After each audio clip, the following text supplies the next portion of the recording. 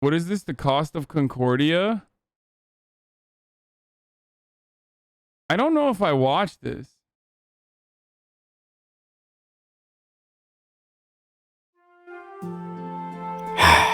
The Costa Concordia, ship of dreams. It's been 8 years.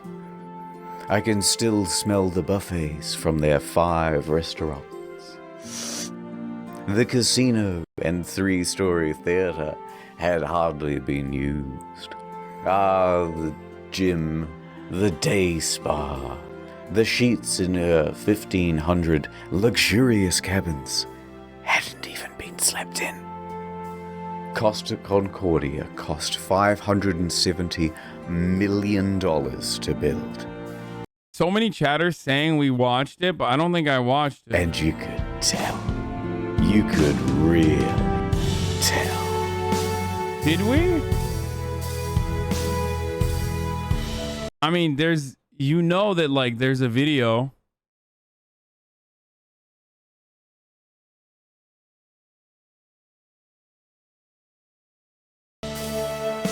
They're hoss-lighting you? Yeah, that's when, yeah, that's right. I remember it like it was just a few years ago. We had left Civitavecchia, a port in Rome, and we were making our way to Savona. It was day 2 of our 7-day journey. But that ship, she was cursed. Oh my god. When she premiered, the traditional bottle of champagne bounced right off the side instead of smashing. A bad omen. But I'm not the superstitious type. Nothing could go wrong on Friday the 13th of January. Bro, if you can't fucking destroy a bottle on the side of a ship, don't operate that ship. That makes no sense. Like how, like, it's like the easiest thing to do, man. That is actually a fucking badass omen. Just sink the ship. 2012, on the 100th year anniversary of the Titanic, on a ship that's also only safety rated for 2-compartment flooding, especially not when you have a 5-star max level captain like Francisco Scatino, a man who mysteriously rose from head of security to the position of captain within just a couple of years. He knows exactly what to do in case of an emergency. For example, when he caused this emergency in 2008 when he crashed into a port in Sicily, and in 2010 in Warnemünde, Germany, when he was steering a different... You know he was fucking drunk on both occasions. That man, I'm sorry, like, I know I'm being a little Italiophobic right now, but you know my dude was just fucking wasted, dude, okay? ship and came into port too fast and caused another collision. I've got a good feeling about this. So let's set the scene. It's a beautiful evening. People are having fun on the slides, drinks at the bar. Antonio Magnotta is playing piano at the restaurant. The chatter asked you to watch it 2 days ago, and you said it was too long when it came out. Kitty Young Son, can we watch Concordia now? Last time when it came out, you said it was too long. Martin the Magician is setting up for his show. And the ship is setting up for a little detour. It's called a sail-by salute. Basically, you get real close to the shore and honk the horn. The locals hate it, but the customers love it, and it's a tradition. Scatino, the captain, comes into the dining hall with the lady, Dominica Samorton. Remember this face because you'll be seeing a lot of it later. Scatino eats his dinner with her and socializes for a little while. Then he, Dominica, and the maitre d' finish up and excuse themselves. They're heading to the bridge. It's time for that sail-by salute. This time, they're going to get closer than ever. Just 1,500 feet from the island of Giglio. And how are they going to determine this distance? Well, of course, the captain is going to eyeball it. Apparently, it's not an uncommon thing to do. Scatino turns to the fella steering, his helmsman, Jacob Ruslibin. First interesting tidbit. Costa Crociere has hired Jacob from Indonesia at a rock-bottom price, and he's a bit of a newbie to the job. In fact, his profession hitherto, a painter and a cleaner. It's his first time steering a massive ship, and he's very excited. At least, we think he is. It's hard to tell because he doesn't speak English or Italian very well at all. Off to a good start. The second in command orders the helmsman to 290. Now, don't be confused by these numbers, they're just the degrees on a compass. At the same time, the captain whips out his cell phone and calls former captain Mario Palombo, who lives on the island. They chat about the safe distance to Giglio's shores. It's all very casual. Anyway, Mario says that the safe distance is between 0.3 and 0.4 miles from shore. The captain is going all in. This is not his first sail-by salute, so he's confident in what he's doing. We're going closer than we've ever been before. The captain's eyeballing it again. New heading of 300, he tells the helmsman. Downstairs, Martin is about to cut his assistant in half. And of course, that means that there's already a lady inside this box. She's waiting for the cue, and then she'll poke her legs out. The captain is giving more orders. Pulling gently to 310. Increase speed to 16 knots. Going this fast is going to be a fatal error. But before we talk about that, let's talk about another big problem. Language barrier. Because at this point, the captain says 325, but the helmsman relays 315. So the first officer intervenes, and he goes, no, 335, which is also wrong. And then the captain clarifies, no, 325. The helmsman confirms 325. Their poor communication has them moving at a much wider angle than they think they are. However, the captain should and would know this, except for the next problem, complacency about procedure.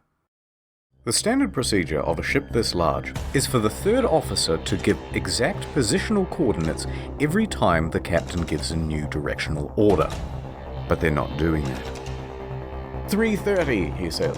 The helmsman relays 330. The ship reaches 16 knots. The captain then turns to the second officer and instructs him to go to the left wing.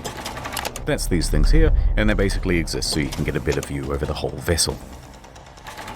A few seconds pass, and then the mood starts to turn.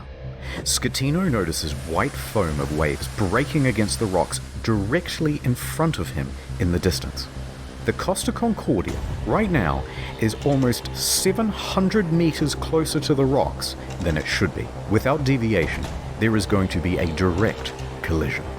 Oh, shit! Scatino immediately commands the ship to start turning away. 335. Not enough. The captain shouts, 340. The captain yells, 350. Now, remember how I said that accelerating to 16 knots was a fatal error? Well, that's because it's made this ship incapable of such a drastic turn. What they've got is understeer. Here's an example. The front end is not working. You're turning, and you're just going straight. You want to go over here, but you're going to end up over here. So despite the order of 350, right now the bow is still only pointing at 327. Not nearly enough to miss the rock. And oh no, it's about to get worse. That language barrier again. In these critical moments where every second counts, the helmsman wrongly relays 340. The captain snaps back, 350 starboard or we end up on the rocks. The third officer goes to assist the helmsman. Now, don't get confused by the orders from here. We're changing over to rudder instructions.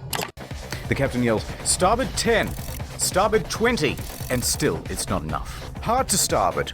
That means as hard as it'll go. But at this point, even if they clear these rocks, they need to get the rest of the ship to swing around it.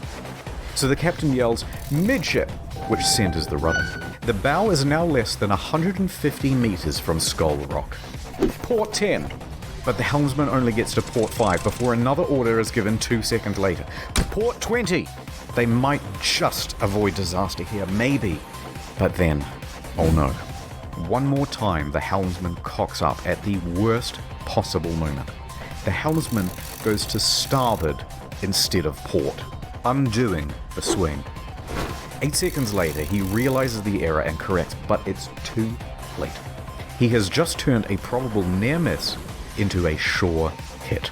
All they can do now is hold on as the bow of the ship narrowly passes by the rocks. Hard to port! The second officer yells, we're gonna hit! Collision.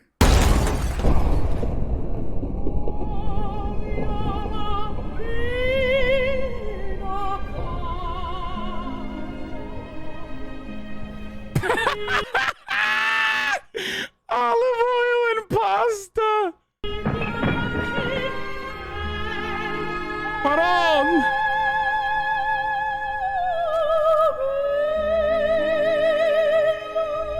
Motherfucking pasta.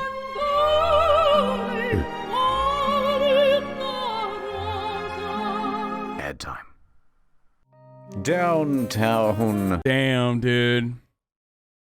You know, I oftentimes appreciate like a segue when he hits a segue like that's a part of the fucking meme. You know what I'm saying? Like when it's top of the hour and you say like there's a 6-second ad break coming right now, but then you tell people like you can avoid the ads by subscribing. You can use a VPN actually if you wanna avoid the ads. Okay, or you can use an ad blocker, or you can subscribe for $4 because it's September, or for free with a Twitch Prime. But here's the ad break now. That's right.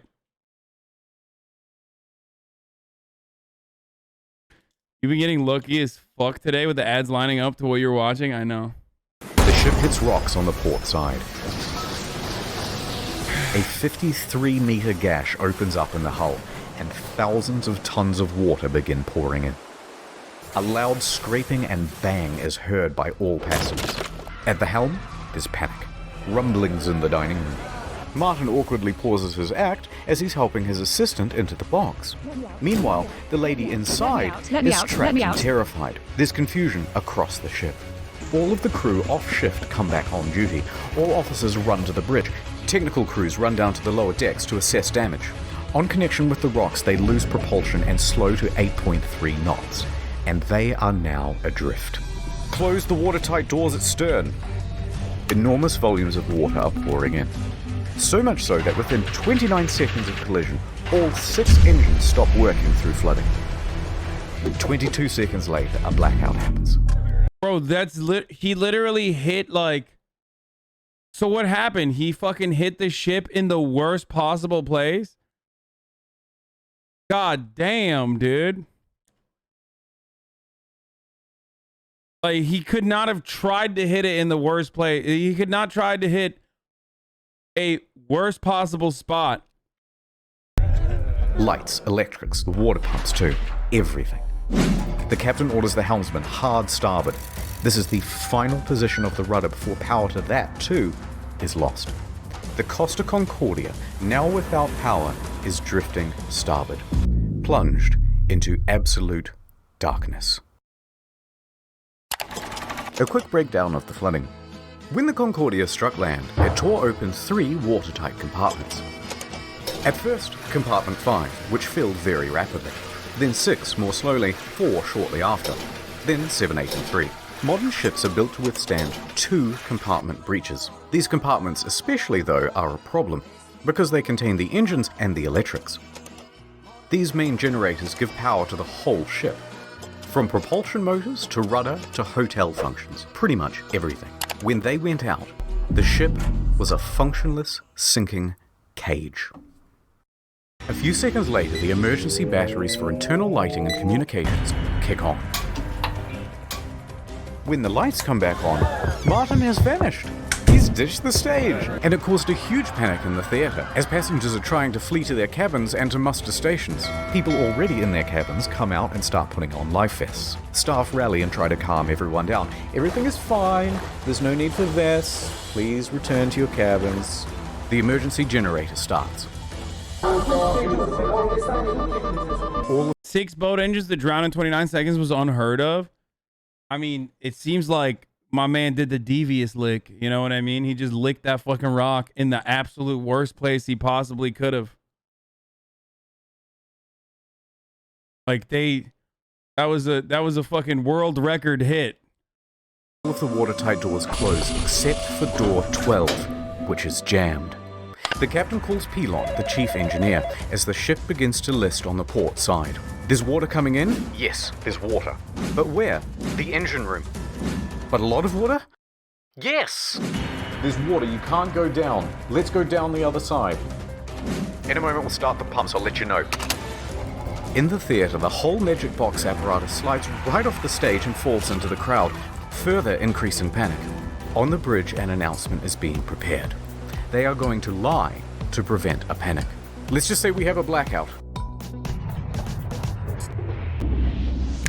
The deputy chief engineer enters the engine control room. He confirms to the bridge that at least compartments 5, 6, and 7 are flooded. Announcements are made. The captain. Bro, I would be calling the fucking other Italian previous captain immediately and been like, yo, we're dying. Like, we're done. Why haven't they done this so far?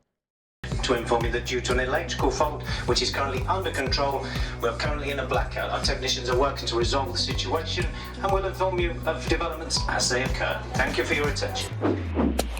Coincidentally, at the same time in the restaurant, they're playing My Heart Will Go On, and it's very much not helping the situation. The captain calls the Costa Crisis Unit, Roberto Ferrarini. He tells the crisis unit that they've hit a rock, that they're assessing damages, and that they are also in a blackout. The crisis office says to reverse the ship up onto shore. Well, how are you going to do that? You don't have power to the rudder, let alone the engine. You know, hoist the sails? Anyway, around this time, the wind direction creates a starboard list, and the ship begins to turn anyway, drifting right back towards the shore, which is a very good thing because you want the ship to end up as close to shore as possible. A panicked passenger senses that something is Wait, off. what? No, I thought that that's the opposite. I feel like you don't want that.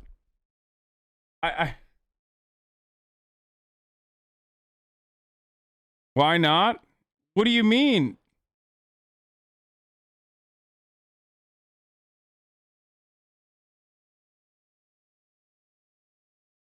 If it's gonna sink, you do? I mean, I guess it is already sinking, so I guess, yeah. This isn't like any electrical problem that she's ever seen. Plus, there was a massive crashing noise and now the ship is tilting. So, she contacts her daughter in Italy. The daughter then calls the police, and the police call the harbour master. While that goes on, a conversation between Pilon and Ambrosio.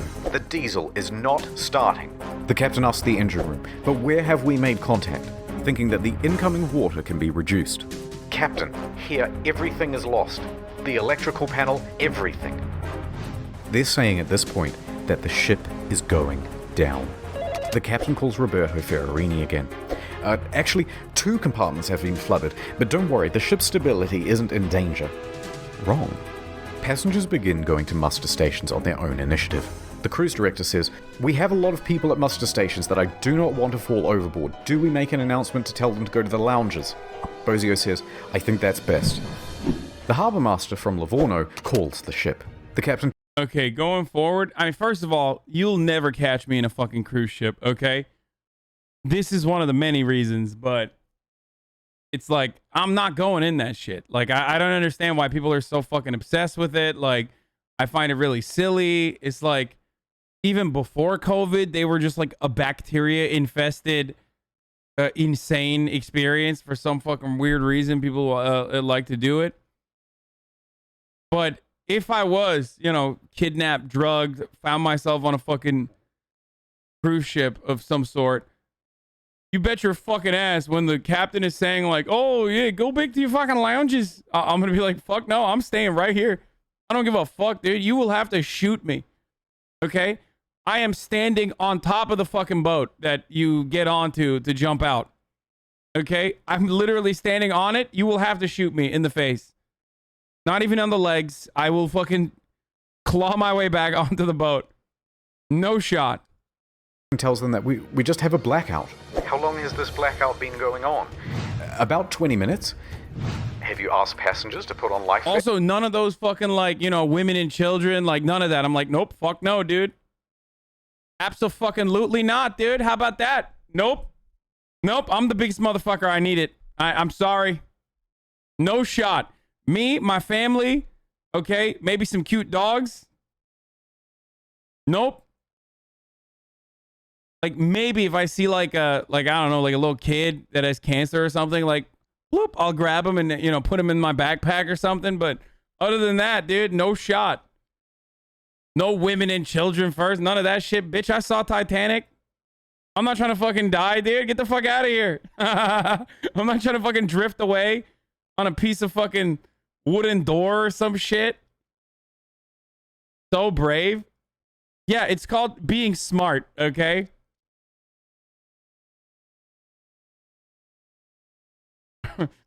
Someone, fuck that little kid. He gonna die anyway. Ah! I can't believe you just said that. What happened to Jack was murder? Yes? It's just a blackout. I've gotta go. The harbour master is suspicious. He says to his superiors that he thinks something more is going on. He calls a patrol boat to the area and asks them to look at the ship. Another problem. The fan on the emergency diesel generator isn't working properly. Pilon manually has to turn the thing on and off with a screwdriver so that it doesn't overheat and cause a fire.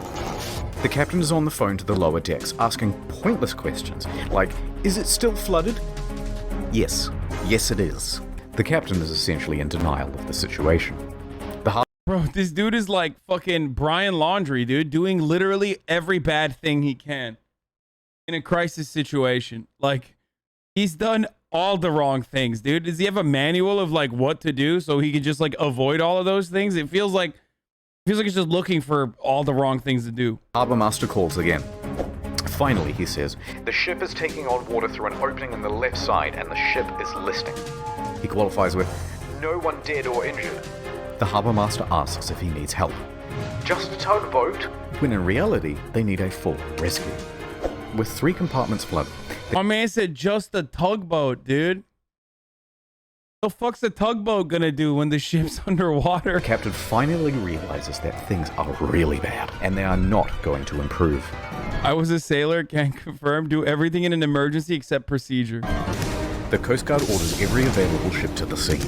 Meanwhile, up with the passengers, the cruise director's assistant says, everything's under control. Please return to your cabins or hang about in the lounges, no problem. She said this despite knowing it was wrong and that it further endangered lives. Most passengers at this point, though, aren't listening to this nonsense, and they're busy figuring out how to abandon ship. Bang, bang, bang, bang, bang, bang, bang. Local television has already picked up the story and they begin broadcasting live radio feed from the bridge. Hey, Capo. Captain, the passengers are going on board the boats. Okay, let them go to shore. So then general emergency? Wait, let me talk to Ferrarini.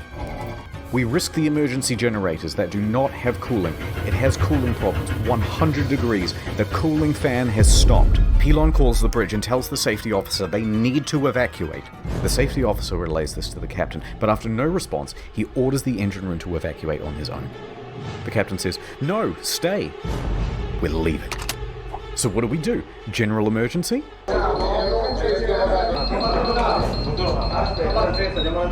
The captain tells Ferrarini that he's abandoning ship. Abandoned ship. Another announcement is made. Ladies and gentlemen, your attention please. The situation is under control. Please remain calm. But at this time, proceed to your muster station. They're located outside on deck 4. The Livorno Coast Guard calls again. The captain declares distress. The Coast Guard officially calls for rescue operations. They contact Pietro Mille. The helicopter... Luckily, they were fucking already, like, sending ships, I guess, because they were like, yo, fuck this captain. Bro, how do you not know this motherfucker's, like, hit 2 ships so far? Why did they let him sink a 3rd? This guy's the John McCain of ships, dude. Like, I don't understand, dude. What the fuck? Like, how do you keep your job after hitting 2 fucking ships? Helicopter base commander, who then calls in every available pilot as he rushes down to the helicopter base. Pilon shuts down the emergency generator for the final time. The first rescue vessel arrives. By this point, the lifeboats are already going. Luckily, the ship is very close to shore. Oh, perhaps too close to shore. The ship forcefully runs aground, creating an uneven center of gravity, and it begins heavily listing starboard. The captain issues a general emergency on board. The announcement to abandon ship is finally called and alarms ring out, and with that comes panic. And now that they're listing, with many of the lifeboats too awkwardly positioned to enter the water, there aren't enough readily available and they have to start going back and forth to the shore, picking people up and dropping them off. The patrol boats report to the Livorno harbour master that the ship has run aground and is listing heavily. So the harbour master asks the captain about it, and the captain says, no, the ship is still floating. In fact, we're trying to maneuver it onto the shore. They know he's lying. Why is he still lying? Dude, kill this man, dude. What the fuck? I'm sorry. In a video game, but also, what the fuck? What the fuck is wrong with this dude, bro? Hold on, I'm reversing it. Beep, beep, beep, beep, beep. The captain then says to bottom out the starboard anchor. So they drop out the anchors, but let out too much chain, effectively rendering them useless. The deputy mayor of Giglio, Mario Pellegrini, and tobacco shop owner Giovanni Rossi arrive at the harbour. They watch the scene unfold. What? As the first of the lifeboats arrive on shore, the deputy mayor takes the initiative and races to board one of the lifeboats, returning to the ship, and starts trying to find someone in charge. He gives up and starts helping passengers. What? Scatino tells everyone to leave and take radios, but not before changing out of his uniform and into a nice suit. Priorities. Dimitri Kostidis, Bro, the most Italian man in the world, dude. What a fucking... Oh my god, dude. Yo, this is nuts, dude. This is almost bad as the captain involved in a South Korean ferry accident where the captain abandoned the ship and left some of the students who were told to stay put to die as he and some of the crew escaped. What? and Silvio Coronica leave with him. The maitre d' and Sir Morton both get out of there. By this point, approximately 300 people are still on the ship. Millet reaches the helicopter base. The first helicopter, a slow-moving Augusta Bell, was already rising from the tarmac for the hour-long flight south. Bozio is the last crew member left on the bridge, coordinating evacuation. Don't read about the Korean incident. It's too sad. It will make you too angry. Apparently, wait, did the guy kill himself? That Korean captain committed suicide not long after, out of guilt. Then leaves to help passengers board lifeboats. The bridge is now abandoned. And then, the ship's black box stops working. Apparently there were technical problems with it. That means, from here, things are going to get a little foggy in detail. What? A while later, rescue helicopters... Stop! The captain currently teaches panic management at Rome University?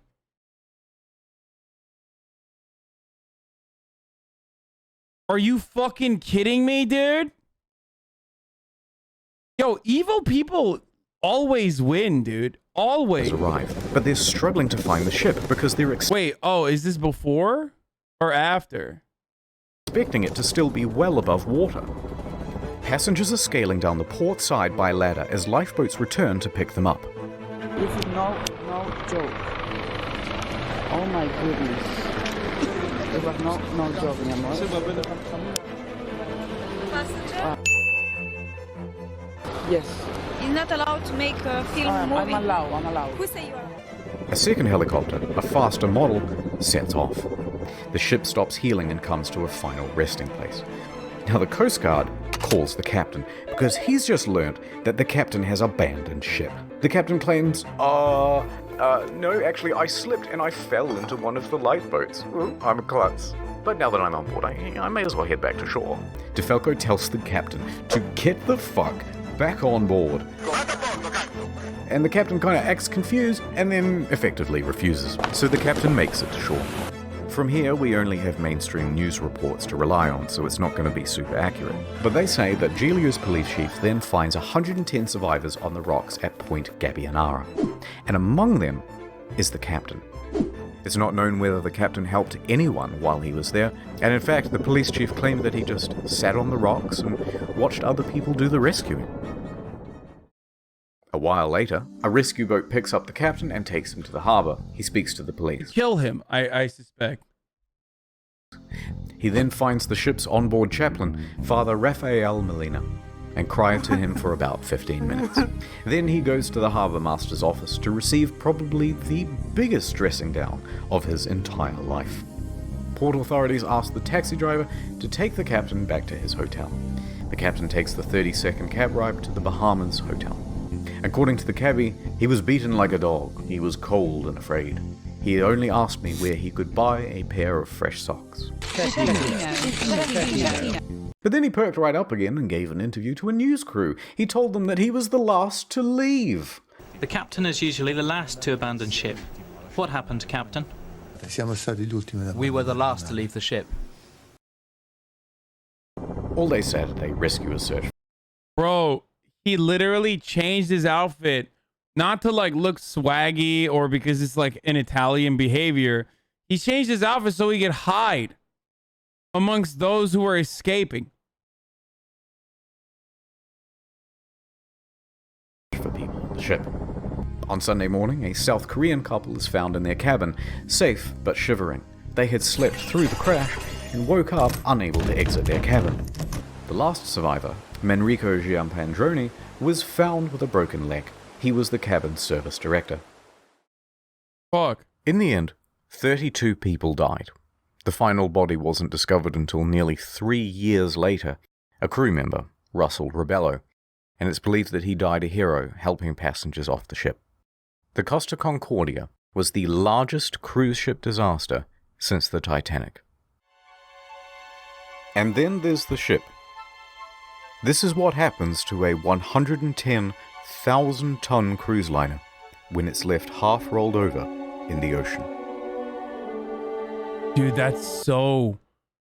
Oh, dude. Yo, we need to ban cruise liners. I mean, seriously. They are so fucking... They use up so much power. There's nothing good about it. Like, it's just... They're so bad.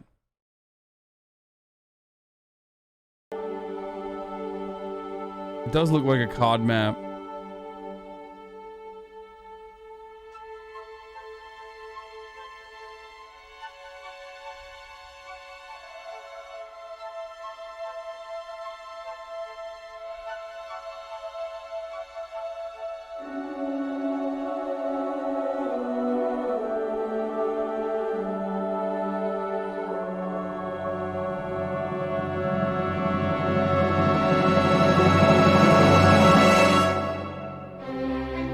But this isn't the end.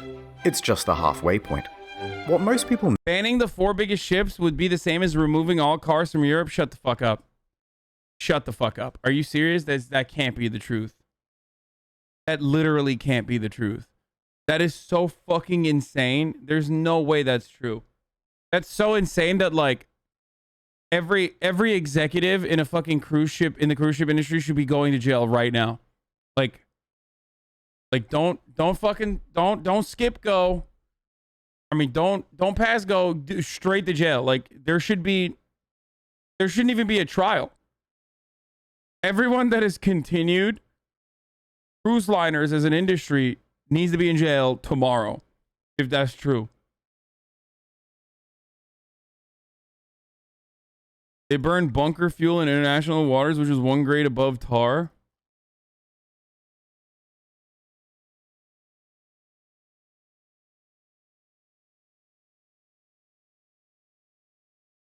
I think that means container ships, not cruise ships. They're 3 times the size. Like, at least with container ships, there's a need for that, okay? There is a necessity. That's international trade. Like, I'm willing and able to fucking, reduce that as well. But if we're talking about cruise ships, there's nothing. Like, there's nothing, dude. Wait.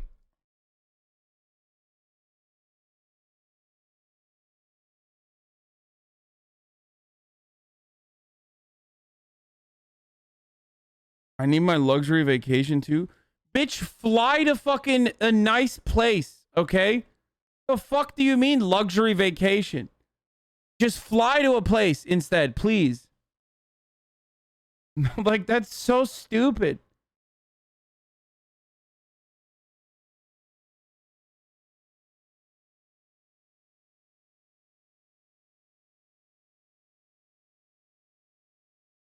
I don't understand it. No, is that the Costa Concordia had crashed, many did. I'm a chef and working as a cook on a cruise line is modern day slavery with work weeks up to 90 to 120 hours.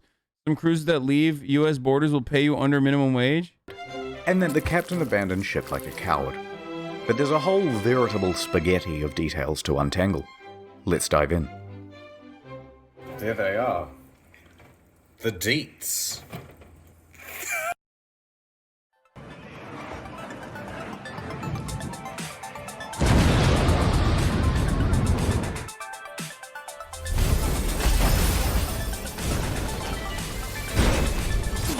Confirmed liberal / send them to jail. You think it's liberal of me to fucking want to jail executives? What planet do you live on, dude? Dumbass. Also, it's your... Hey, man, I don't know if you know this, but, like, you live on this planet, too, you fucking idiot. That's the funniest part about people who, like, tell me that I suck for, you know, advocating for measures to, like, at least somewhat limit our emissions so we can tackle the climate change crisis. It's like, bro, you live on this planet. Like, bitch, you don't live in Mars. You live here. The fuck do you mean? Like, oh, stupid liberal, dude. No, I'm gonna keep fucking dumping toxic waste into the fucking water. Fuck you, dude.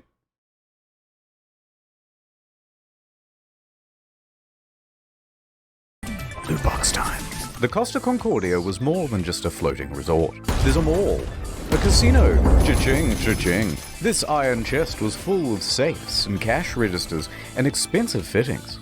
And there were plenty of gamers prepared to sneak by authorities and try their luck in the hot zone. Within days, police divers reported that valuable items, once seen lying around the ship, were now missing. High-end liquor, expensive furniture, dining sets, cash from the casino, cash registers. Bro, who the fuck? Bro, who's stealing dining sets, dude? But yeah, those are some devious ass licks, but like the dining set is like the dumbest thing you can steal. What the fuck? Registers, jewelry and display cabinets, safes, Japanese woodblock prints by famous 18th century artists, as well as the iconic bell, which hung from the bridge of the ship. It was never found. Who steals a big fuck-off bell?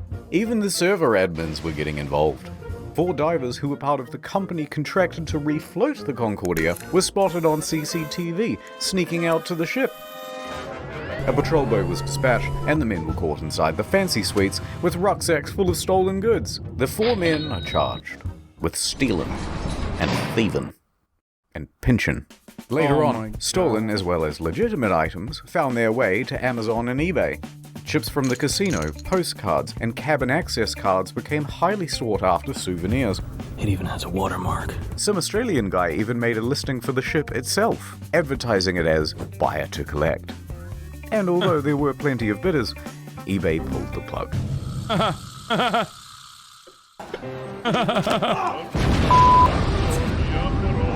Yo, dude, we're so stupid, dude. We're the dumbest. I know you want to see Humans are too Scatino dumb. go to jail, and we'll get to that. But first, we have to talk about someone else. Domnica Samorton. That was a close one. There was speculation that she was on the bridge that evening because she was the captain's mistress. Tense media speculation. I mean, he's Italian. Like, that's... Yeah. Of course, dude.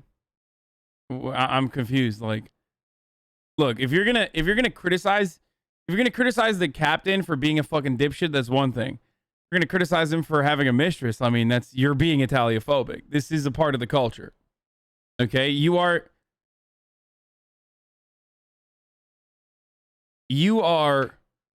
absolutely you're attacking Italian heritage right now, and that's completely unacceptable. That's really fucked up. Reports that her presence distracted the captain. They both denied their love for years and maintained that they were just friends. Although she did later admit to the media that she found him handsome. And how could you not? You so fucking precious when you smile. But she says there was no romantic link between them. Some people would like to believe, they want to know I have something with him. It's more interesting. It's like, you know, some spicy in the story. Miss Samorton also loved the spotlight, however. Everyone! Oh, look! And took several interviews. But as the pressure mounted upon her, she began making ominous threats to Scatino, saying he must confess, and that you have but 1 week to come clean. But things from here get weird. Spicy. Samorton is a bit of a wild card. In a subsequent interview, she claimed a helicopter came to the ship well before the other rescue craft to take away a package. Huh? And what was that package? Drugs, apparently. So rumors began that the ship was running narcotics for the mafia. And not without cause. A number of cruise ships, even recently, have been caught trafficking drugs. As an aside, Scatino was tested for drugs immediately after the crash. He tested negative for drugs in his system, but trace amounts of cocaine were found in a hair sample. Okay, again, you know, attack the man for things that do not pertain to his culture and his heritage. I'm sorry. This is inappropriate. I draw the line here, okay? What did I say? What's next? Are you going to get mad at him for eating pasta? I mean, this is doing cocaine, sometimes trafficking the cocaine that you're doing, and, you know, banging other people's wives is a part of the culture, okay? Berlusconi, I rest my case.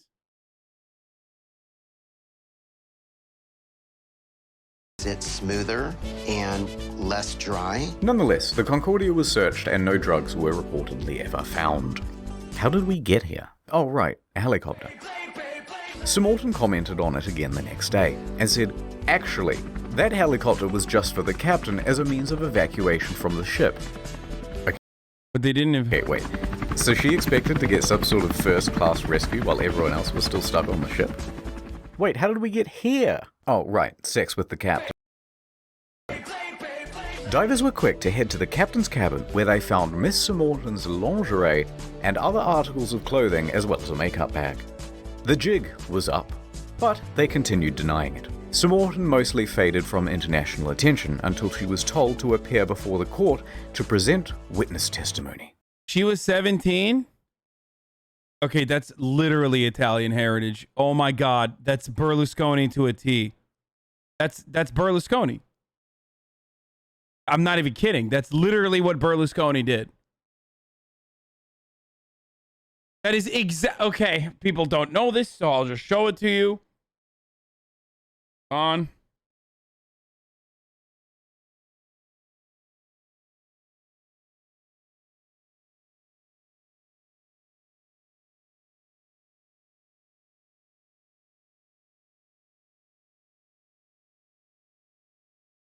The term bunga bunga is a phrase of uncertain origin and various meanings that dates from 1910, but is closely associated with Italian Prime Minister Silvio Berlusconi, who looks literally identical to the sea captain, okay?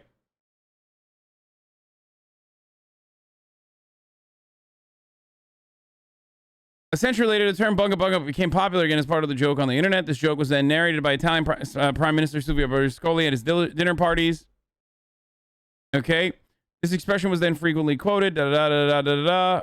Okay, wait, hold on. Why did I just like look that up? Like, why don't we just like fucking? Here you go. An aspiring model and part-time belly dancer claims she witnessed sex orgies at the villa of Italian Prime Minister Silvio Berlusconi.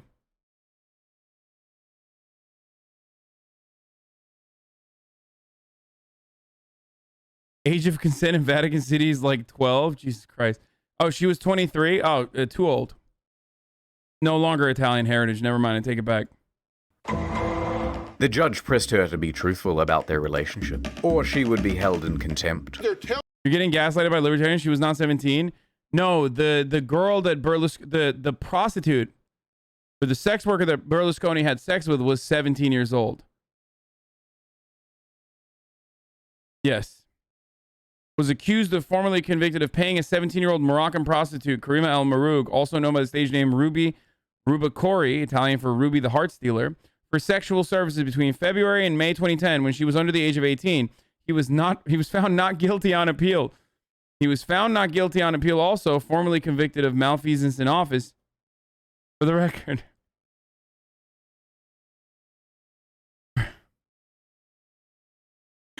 They said, hey, listen.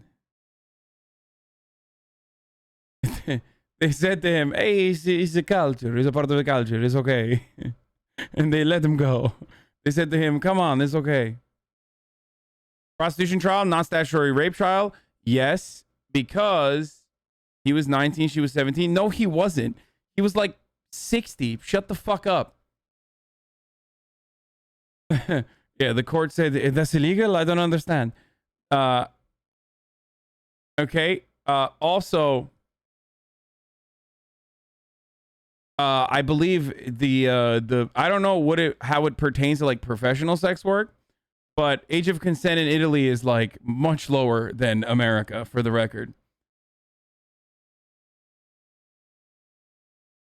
I don't know how it works for sex work though, but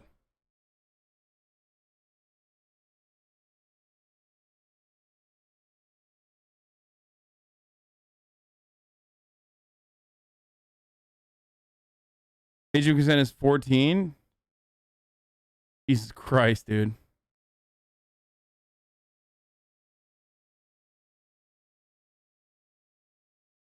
Yeah, he had charges up to 15 years in prison. Paying for sex with a minor in Italy is punished within a range of 6 months to 3 years imprisonment, while the crime of malfeasance in office is more severely punished from 4 to 12 years imprisonment and is considered a type of extortion committed by a public officer.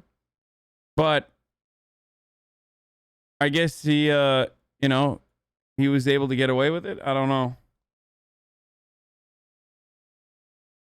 Like in Italy, if he didn't pay for the sex, it's legal if she's 17 and he's like 70. But if he paid for it, then it's illegal. See, neither having sex with a person between the ages of 14 or 17 nor adult prostitution is illegal in Italy, but paying a person under the age of 18 is a crime punishable by up to 3 years in prison.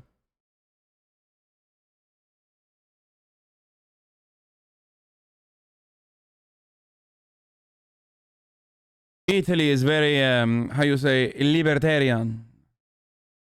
Tell me the truth or shut up. So finally, she admitted it. Yes. Italy does have a close in range rule where you're 13-year-old, but you can legally consent to partners who are less than 3 years older. They got 13-year-olds legally fucking. I had a sentimental relationship with the captain. Stop. But now, stop asking about my private life. She was indeed the captain's lover. What is up, Trouble Alert Nation? Scatino cheated on his wife with Seymour 10. Oh my god! She and Scatino had been having an affair for several weeks. So stupid, dude. What a fucking idiotic edit. Oh, that's hilarious, dude. Hey, speaking of fucking age of consent laws, my god. She also said that on the night she boarded, she didn't have a ticket. Ticket, please. And didn't need to pay because nobody questions you when you're the captain's lover.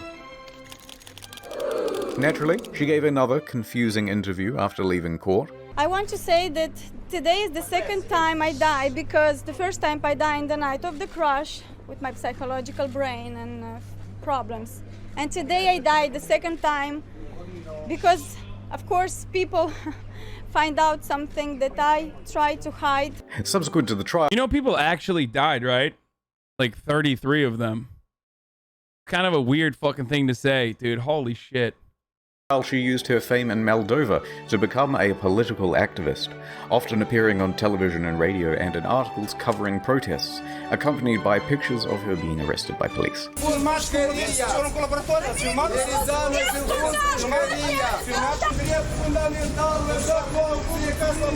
She's complaining that there aren't enough bins in the area. The police are telling her to calm down and point out that there are bins right there. The crowd standing around is telling police she's allowed to protest here in generally white knighting.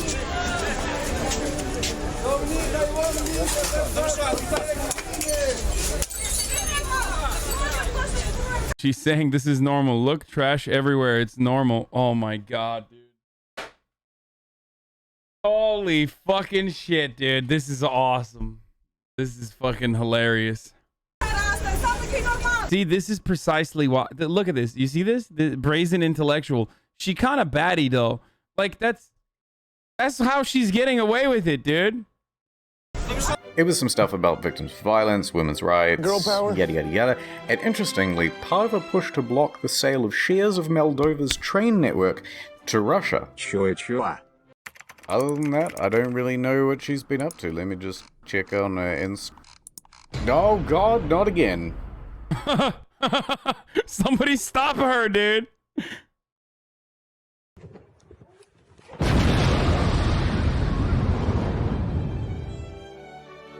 Several civil suits were quickly lodged against Costa Crociere and their parent company, Carnival Cruises immediately saw a share drop of 23%. Passengers sought compensation for their damaged mental health, lost belongings, and loved ones. Either they allowed him to divert from his course, or they didn't know where their billion-dollar ship was. Within a few days, facing financial and media pressure, the CEO attempted to join the bandwagon against the captain and the crew. That was not the ordinary route that the ship was taking at the time, and was not only taking, but the time the ship. Like, that guy should go to jail, and not just because of the fucking deaths, but because of his contributions to fucking climate change. You know what I mean? Like, he should be in jail right now. I don't know why he's...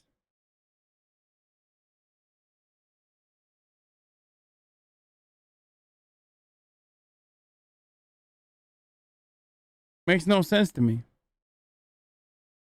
Today, Junior! Claiming that the ship was not approved to deviate from the route. But that wasn't true. Approval isn't required if the ship is deviating by less than 15 miles, or that it was against company rules. Also untrue, because investigators found that they didn't have any rules about deviating route, and they tacitly encouraged sail-by salutes.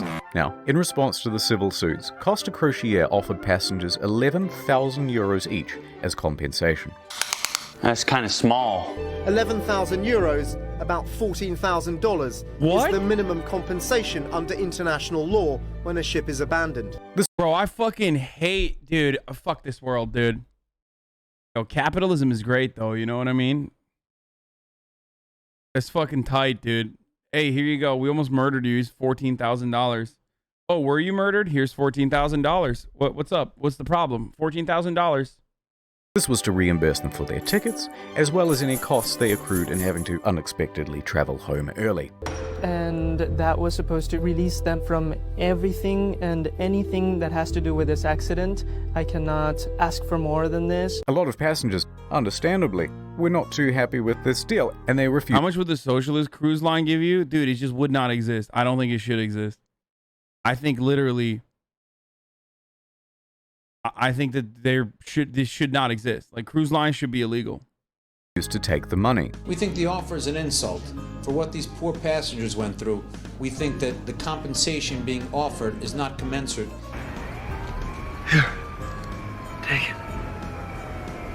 Compensation being offered is not commensurate. Later, Costa Crociere would lodge a plea deal with the Tuscany court to pay a €1 million fine to avoid a criminal trial. The judge agrees. Costa Crociere is now off the hook. What? Dude.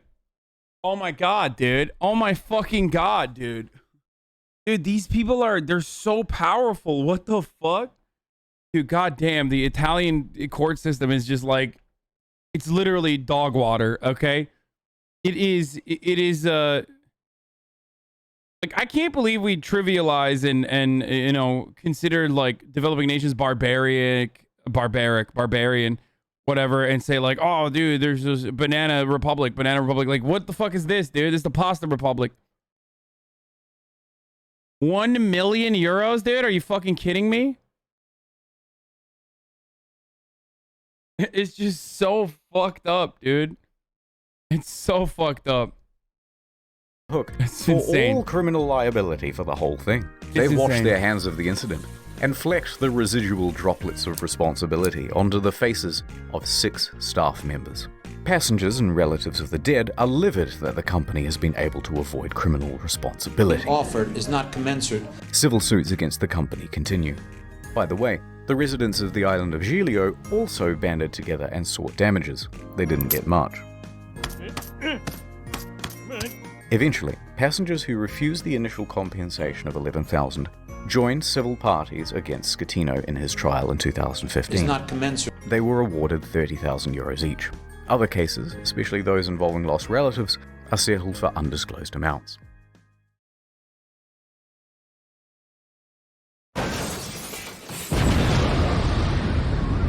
It's still dog shit. If they had stood by, like, and many people did not actually take the 11,000 compensations, they would have been able to bankrupt the company entirely.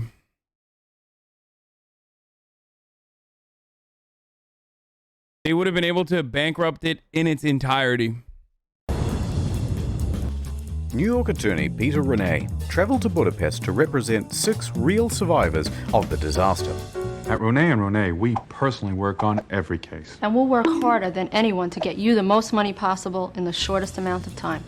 And while on the job, a 7th case cropped up look via at that. email. An elderly woman, Alona, said, "Help me, Mr. Ronai, for I have lost my daughter, Eva, and my 5-year-old granddaughter, Roxana." So Mr. Renai agreed to speak with her. However, there were some inconsistencies in her story. Neither Eva nor Roxana were on the passenger list.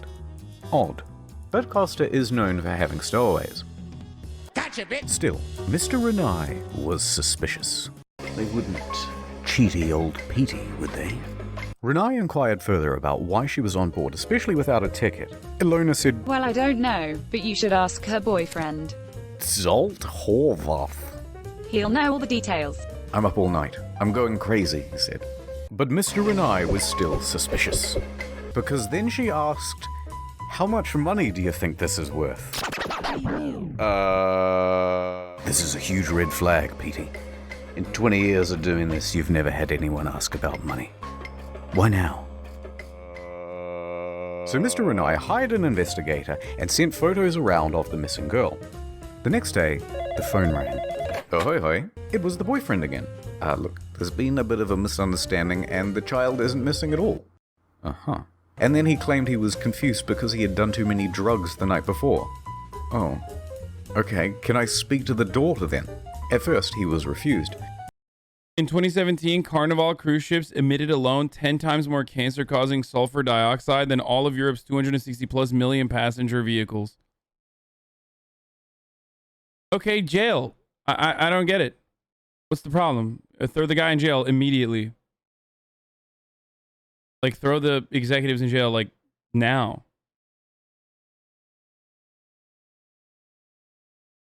So Renai said that he'd have to file a missing persons report to the police if he couldn't.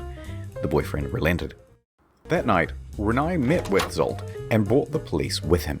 He speaks to the granddaughter and asks her if she's seen Mum. Yeah, I saw her today. Oh, really? Yeah, we went to the park today and we went on the swings. Oh no, the jig was up. So the mum walks into the room sheepishly. It's a miracle! And the story changed again. Okay, I'm not dead, but I did injure my leg when I jumped from the ship.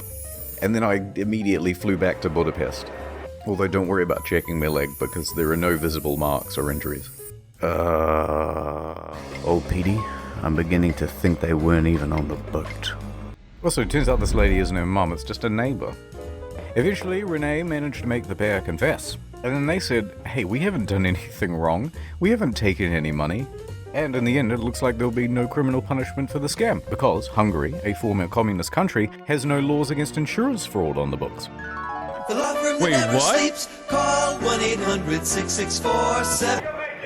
Oh, that's a bad idea. Oh, that's a very bad idea.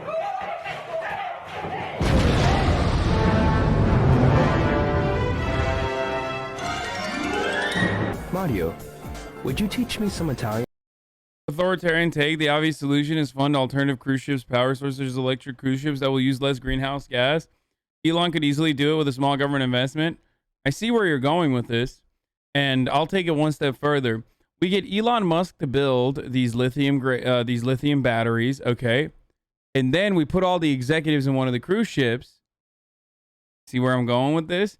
And then, you know, hey, if it turns into a yet another Tesla oopsie on that cruise ship, then who cares? You know, they got to test it out, though. You know, Elon can be on it, too. Elon can be on the ship, too. And then who knows what happens? You know what I mean? Yeah, just let the cruise ship autopilot do the steering. Oh, of course. Get back on board, for fuck's sake. Okay, thanks. Gregorio de Feldo, the naval officer who shouted at Scatino to Vada a bordo caso, became a bit of a national hero overnight in Italy. He, like the rest of the world, expected Scatino to go down with the ship.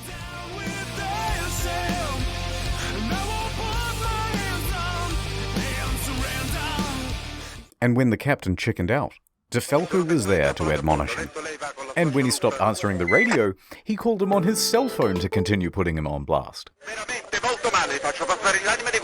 When the captain first reported just a blackout, DeFalco didn't believe the story and immediately began preparing a rescue effort, which likely saved several lives. His actions were applauded by most Italians who were tired of their public servants being corrupt and avoiding responsibility. Accordingly, shirts sporting Vada a bordo caso were being printed by the end of the week, others setting it as their phone's ringtone. But then, in September 2014, without warning, DeFalco was transferred to an admin role in the Coast Guard. Hear what I said? You've been demoted. DeFalco said that he had been passed up for promotion, that he had also not been told which admin office he was even being transferred to, and that it all effectively cancelled 10 years of his career. DeFalco was tres furioso, and there was public speculation that it was owing to bad blood between himself and Admiral Delano, his former boss. His status among the public overshadowed his superior in many ways. On the other hand, his boss said, no, it's part of a normal career progression for naval officers and that he must show more maturity and professionalism to advance his career. Now, it's hard to know what's true in office politics, so let's leave that alone. And anyway, in 2018, DeFalco said buenas noches, ya later, to the Italian Navy to become a politician. In March that year, he was elected to the Italian Senate, serving as a member for Livorno. Uh-oh. What party did he join?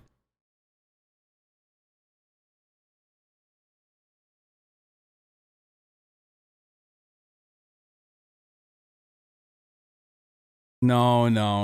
Hold on. I don't know. You say? I want to know. Livorno?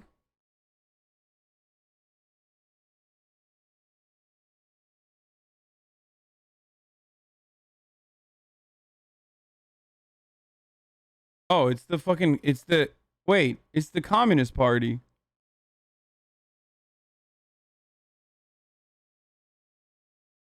Stop saying the Ravioli Party.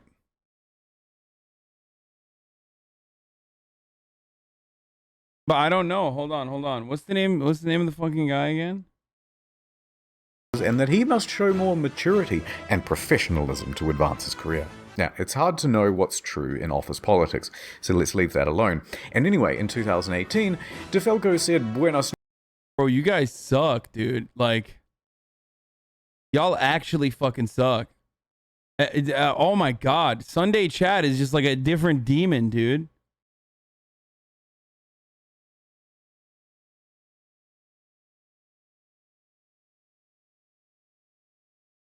No, he didn't join the Communist Party.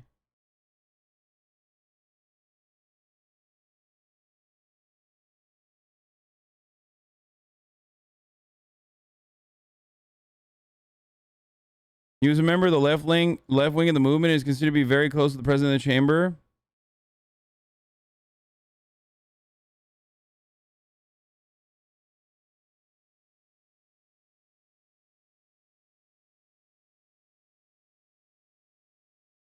Is this the centrist party? What is this?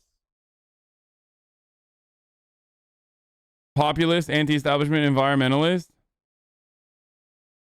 However, from 2014 to 2019, M5S often supported right-wing policies, especially on immigration. Oh, God.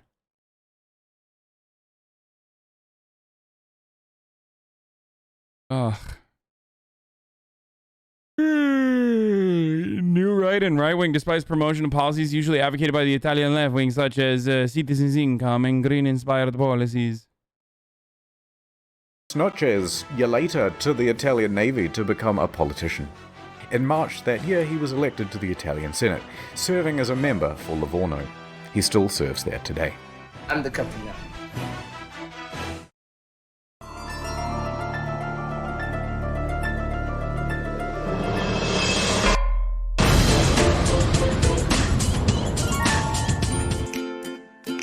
The day after the disaster, Scatino was taken into custody by police and underwent questioning. However, it was clear that this would not be a straightforward investigation. So the judge released him under house arrest at his home in Sorrento, a town in Napoli. By July of that year, the house arrest was relaxed and he was allowed within this general area. while under house arrest, he wrote a book with this journalist from Rai magazine. I have no idea what it says, I don't speak Italian. But goddammit, he must have some kind of charisma going on, because there's been a lot of speculation in the press that he had an affair with her as well. You can't keep getting away with it! Hold on, I got it. Not content with abandoning his ship, this dude is determined to abandon his wife as well. So, Schettino and 5 others are facing criminal charges.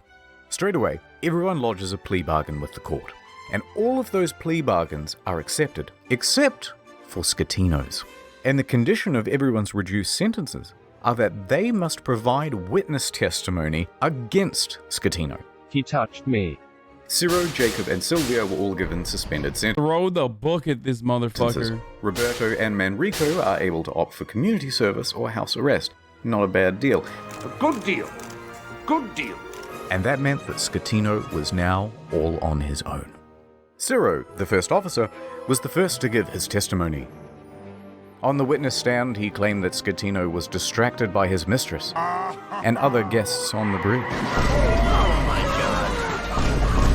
That there was confusion over who was in command. Then it was Jacob's turn, and he said Lamau XD because he didn't actually bother with his testimony or his reduced sentence. He just fled the country.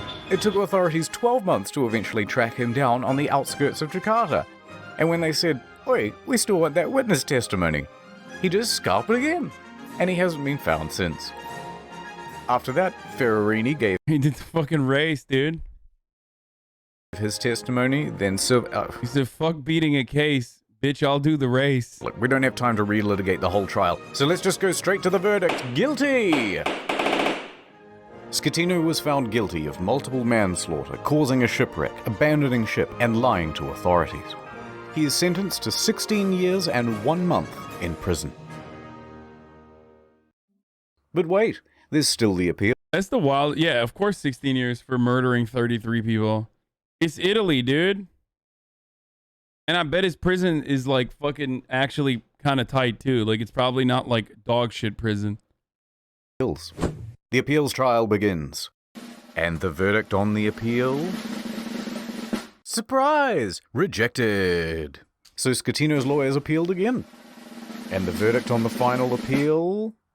Bro, that is so Italian. Dude, look. Again. And the verdict on... Like, this is the most Italian lawyer, dude. Look at this. This is my lawyer, dog. I'm only going to jail for 16 years for murdering 33 people. Like, look at this.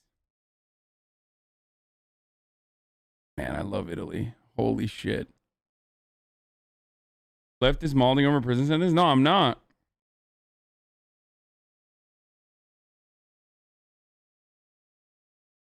On the final appeal... Schettino made multiple attempts to secure a plea deal but was denied by the prosecution each time. The prosecution called for Schettino to be sentenced to 26 years in prison, calling the incident a Titanic affair. Oh, okay, I see what you did there. Schettino was not present. His lawyers stated that he was waiting outside of the jail for the ruling, so that if his plea was rejected, he could immediately start serving his sentence. And with that, 5 years and 4 months after the disaster, he was finally in a cell. I will not be making any comment. Oh, God, that hurt. What? No. The salvage operation was enormous.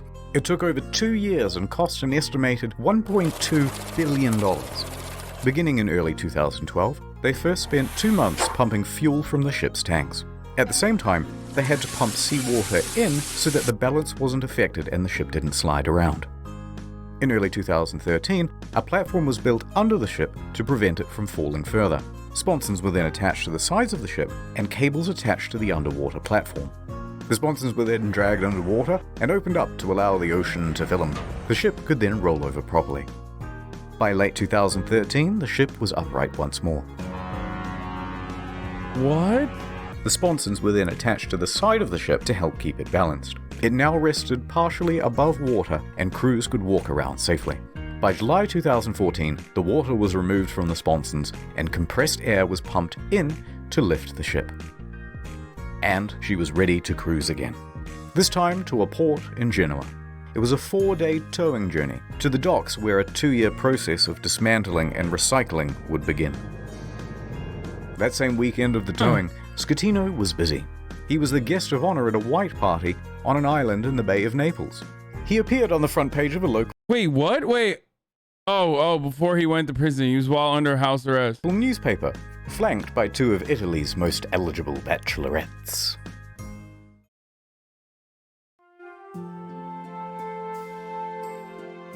Anyway, so these are the things that I remember from the Costa Concordia. That sweet maiden of the sea. And as for you, little fella,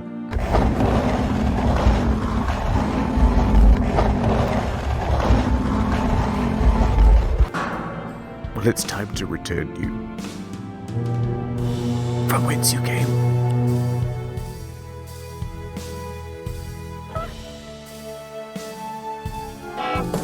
Bro, that's 48 minutes, bro. 6 quick things. 1. NordVPN, good product, check them out. Number 2, there's a new video on the second channel. You probably didn't see it because... Bro, I'm not gonna watch another fucking video, dude.